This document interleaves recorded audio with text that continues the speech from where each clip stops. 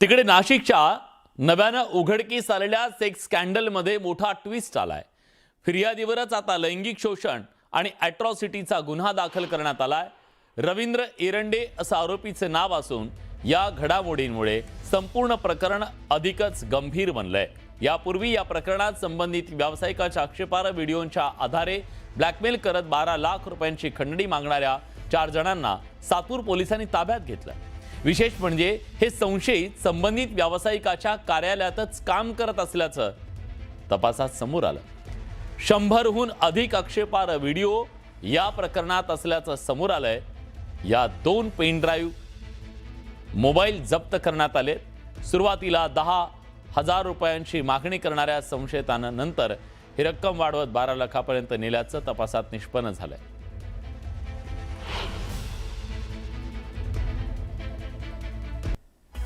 तर नाशिकमध्ये आणखी एक खरात समोर आलेला आहे। टॅबमध्ये 121 अश्लील व्हिडिओ, नोकरीचा आमिष दाखवून अत्याचार करण्यात आलेला आहे असं कळतंय।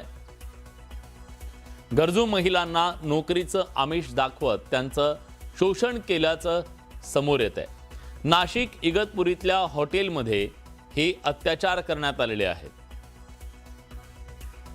व्हिडिओ ब्लू फिल्म म्हणून विक्री केल्याचा संशय सुद्धा व्यक्त केला जातोय। ब्लॅकमेलिंगच्या द्वारे पैशांची मागणी झाली का या सगळ्याचा आता तपास केला जातोय। पीडितांमध्ये अंगणवाडी सेविका, आशा वर्कर, कंपनी कामगार, घरकाम करणाऱ्या महिलांचा समावेश आहे। त्यामुळे या नराधमानं आरोपींवर बलात्कार आणि अॅट्रॉसिटी कायद्याअंतर्गत गुन्हे दाखल झालेले आहेत। पण अनेक महिलांचं शोषण त्याने करत त्यांचे व्हिडिओ बनवले आणि ते विकल्याचंही कळतंय।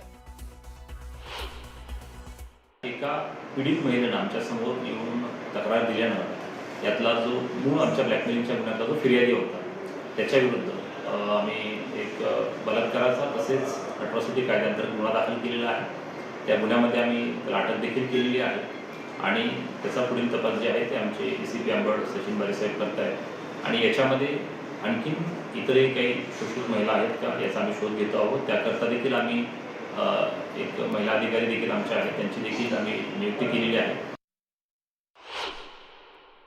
आम्हाला असं वाटतंय की या घटनेचा व्यवस्थित तपास व्हावा आणि पीडितांनी समोर यावं, कारण या घटनेमध्ये काही व्हिडिओ आल्याची माहिती समोर आलेली आहे। आम्हाला असं वाटतंय की पीडितांनी समोर यावं, अंधश्रद्धा निर्मूलन समितीशी संपर्क करावा किंवा जवळच्या पोलिसांशी संपर्क करावा। कुणाची काही तक्रार असेल तर आम्ही समुपदेशन करू, परंतु पुढे येऊन तक्रार देणं गरजेचं आहे।